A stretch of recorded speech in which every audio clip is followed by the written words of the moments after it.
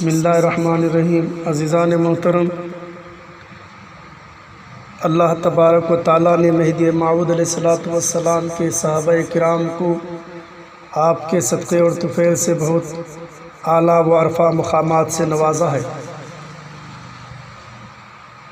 جنہیں مہدی موعود علیہ السلام کی صحبت کا شرف حاصل ہوا، صحابی کا درجہ ملا، اور ان پر ایمان لانے کے بعد مومن کے صفات سے مستفیض ہو کر مومن کا درجہ ملا، جس میں قرآن میں اننا سمینا منادی کے تحت آپ کو مومن کے نام سے یاد کیا گیا، اور مہدی موعود علیہ السلام کی جو ولایت خاصہ کا فیض آپ کو عطا ہوا، تو ولایت سے مستفیض ہوتے ہوئے ولی کا خطاب ملا، والیان ولایت کے درجے پر فائز ہوئے، اور قرآن میں اللہ تبارک و تعالی محبت والی قوم کا شرف عطا کیا، تو محبت والی قوم محبوب کے نام سے جانے گئے۔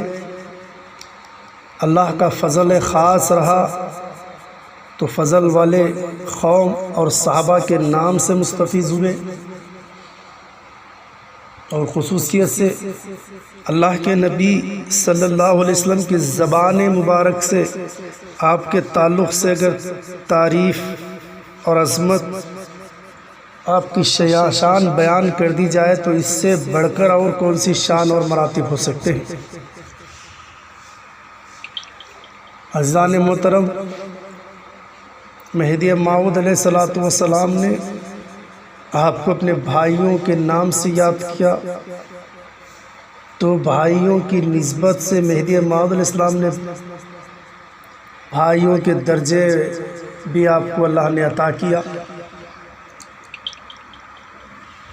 چنانچہ صحابہ مہدی موعود علیہ السلام اللہ کی عطا ہی، اللہ کی رحمت تھی، جن پر اللہ کا فیوز نازل ہوا، اللہ کا ہمیشہ ان پر رحمت، رحم و کرم نازل ہوتا رہا۔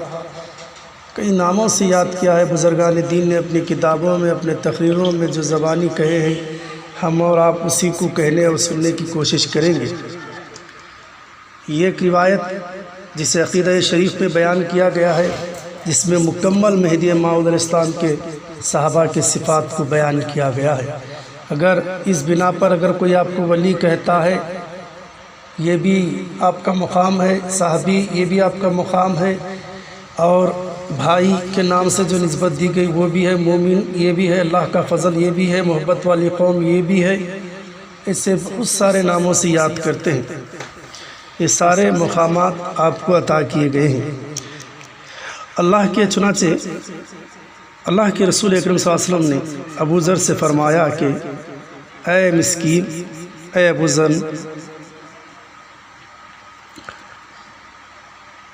میرا غم اور میری فکر کیا ہے اور مجھے کس بات کا شوق ہے؟ تو آپ صلی اللہ علیہ وسلم کے اصحاب نے کہا، یا رسول اللہ علیہ وسلم، آپ ہم کو بتائیے کہ آپ کو کیا غم اور کیا فکر ہے؟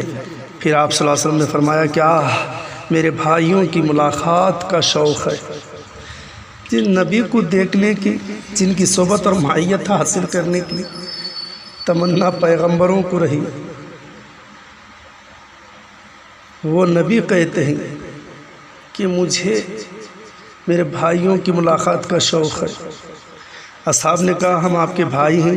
آپ نے فرمایا، تم میرا اصحاب ہو اور وہ میرے بھائی ہیں جو میرے بعد ہونے والے ہیں، ان کی شان انبیاء کے شان کی جیسی ہوگی، وہ اللہ کے پاس شہیدوں کے مرتبے میں ہوں گے، خدا کی خوشنودی کے لیے اپنے وہ ماں باپ، بھائی بہن، بچوں سے بھاگیں گے، اور وہ خدا تعالیٰ کے لیے مال اور دولت کو ترک کر دیں گے، یعنی عزلت از خلق ترک دنیا، اور ان کے تواضع ایسی ہوگی کہ اپنے ذاتوں کو حقیر سمجھیں گے، شہوتوں اور دنیا کے فضول باتوں کی رغبت نہیں کریں گے، اللہ تعالیٰ کے گھروں میں کسی ایک گھر میں جمع رہیں گے، اللہ کی محبت کی وجہ سے غمگین اور رنجیدہ رہیں گے، طلب دیدار خدا کی فرضیت دیکھیے، اور ان کے دل اللہ کی طرف لگے رہیں گے، ان کا رزق اللہ کی جانب سے ہوگا، ان کا سارا کام خاص اللہ کے لیے ہوگا۔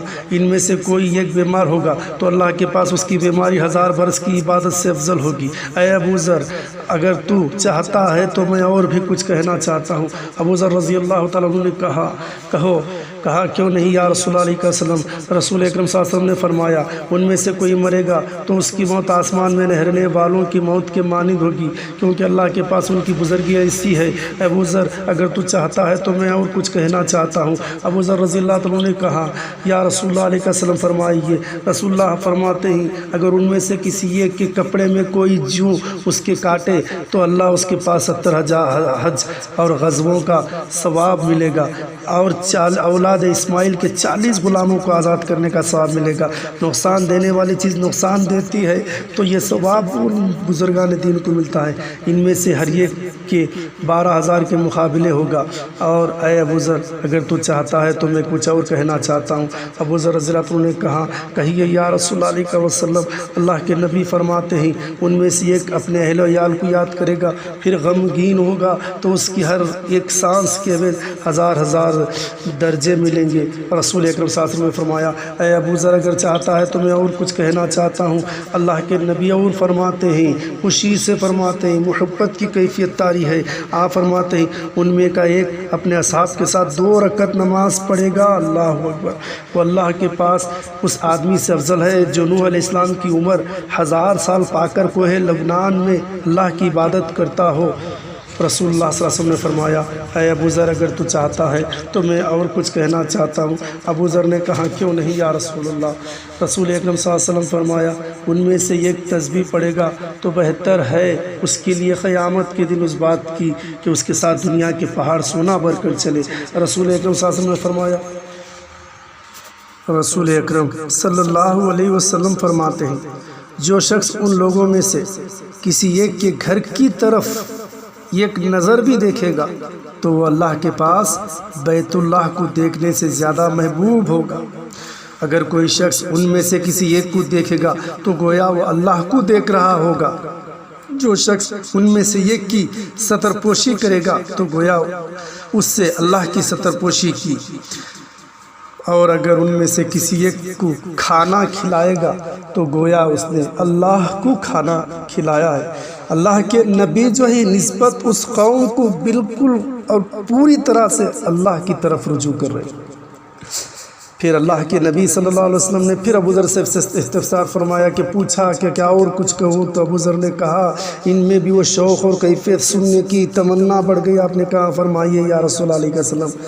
ان کے پاس اگر ایسے لوگ بیٹھیں گے جو بار بار گناہ کیے ہوں اور گناہوں سے بھرے ہوئے ہوں گے، جب ان کے پاس سے اٹھنے لگیں گے تو ان کو اللہ نظر رحمت سے دیکھے گا، اور اللہ کے پاس ان کی کرامت کی وجہ سے ان بیٹھنے والوں کے گناہ کو اللہ معاف کر دے گا۔ اے ابو ذر، ان کے ہنسنا عبادت ہے، ان کی خوش طبعی تسبیح ہے، جیسا کہ کہا میں نے کہ ذکر اور تسبیح کیا ہے؟ بزرگوں کی خوش مزاج رہنا، زبان پر چہرہ، یہ بھی تسبیح ہے ان کی، اور ان کی نیند زکوٰۃ ہے۔ اللہ تعالیٰ ہر روز ان کو 70 دفعہ نظر رحمت سے دیکھتا ہے۔ ابو ذر رضی اللہ تعالیٰ عنہ، میں ان کے دیدار، ابو ذر سے آپ نے فرماتے ہیں کہ میں ان کے دیدار کا مشتاق ہوں۔ پھر تھوڑی دیر تک اپنے سر کو رسول اکرم صلی اللہ علیہ وسلم نے جھکا لیا، پھر اپنا سر اٹھایا اور روئے، یہاں تک کہ آپ کی ہر 2 چشم مبارک سے آنسو جاری ہو گئے۔ فرمایا کہ مجھے ان کے دیدار کا کیا ہی شوق ہے۔ پھر اللہ کے نبی فرماتے ہیں اللہ ان کی حفاظت کر، ان کے مخالفین کے مقابلے میں ان کی مدد فرما، اور قیامت کے دن ان کی مدد فرما، اور قیامت کے دن ان کے دیدار سے میری آنکھیں ٹھنڈی کر۔ پھر آپ نے آیت فرمائی کہ سنو، بے شک اللہ کے اولیاء نہ ان کسی کا ڈر ہے۔ جیسا کہ بھائی کے صفات سے متفق کیا، ولی کے صفات سے ولایت عطا کر کے ولی کے ولیوں کے نام سے ان کو یاد کیا، اور جن قوم کے واسطے جس صحابہ کرام کے تعلق سے اللہ کے نبی دعا کرتے ہو تو کون ان سے مقابلہ کر سکتا ہے؟ یہی وہ بات ہے کہ ہمیشہ ہمیں کامیابی نصیب ہوتی ہے مخالفین کے مقابلے میں۔ کیونکہ ہمارے حق میں دعا کرنے والی ہستی نبی پاک صاحب الاولاق صلی اللہ علیہ وسلم۔ اور جو انہوں نے کہا تھا کہ نماز میری آنکھوں کی ٹھنڈک ہے، نماز سے آنکھوں کو ٹھنڈک پہنچتی ہے، تو وہی فرماتے ہیں کہ صحابہ کے ذریعے سے میری آنکھوں کو ٹھنڈک نصیب فرما۔ یہ ٹھنڈک کی دعا کرتے ہیں۔ عزیزان محترم، یہ ہیں صحابہ کرام، مہدی موعود علیہ السلام کے صحابہ کرام، جن کی شان، جن کا مقام اللہ کے نبی بیان فرماتے ہیں۔ آج ہم اپنے مقام کو بھول رہے ہیں، ہم ان کے غلام ہیں، ہم ان کے خادم ہیں، ان کے معتقدین ہیں، مصدقان مہدی موعود علیہ السلام ہیں۔ ہمیں ان کی مشابہت کرنا ہے، اور جو جس کے ساتھ مشابہت کرے گا اسی کے ساتھ قیامت میں اٹھے گا۔ تو آج ہمیں ان کو نمونہ زندگی بنانا ہے، نمونہ حیات بنانا ہے، ان کی سیرتوں کو اجاگر کرنا ہے، اور ان پر پوری طرح سے اگر ہم پابند اور سچے مہدوی رہیں گے، یقیناً کوئی چیز ہمیں زمینی اور آسمانی نقصان نہ پہنچا سکے۔ اللہ سے دعا ہے، اے اللہ، صحابہ مہدی موعود علیہ السلام کے صدقے اور طفیل سے جنہیں یہ مقام و مرتبہ تو نے عطا کیا ہے، ہمیں پوری طرح سے ان کی اتباع اور پیروی کرنے کی اللہ ہمیں توفیق عطا فرما۔ اے اللہ، یہ نوجوان جو بری اور بے حیائی کاموں میں جو ملوث ہو گئے ہیں، اے اللہ ان کو ہر برے کاموں سے اللہ تو محفوظ فرما۔ اے اللہ، ہمیں صحیح ذکر کرنے کی، نماز ادا کرنے کی، اس میں خلوص اور الہیت عطا فرما۔ اے اللہ، ہمیں ایک دوسروں کی مدد کرنے کی توفیق عطا فرما۔ اے اللہ، دائرے کے پورے اصولوں کے ساتھ پابندی سے ادا کرنے کی اللہ ہمیں توفیق عطا فرما۔ وآخر دعوانا الحمدللہ رب العالمین۔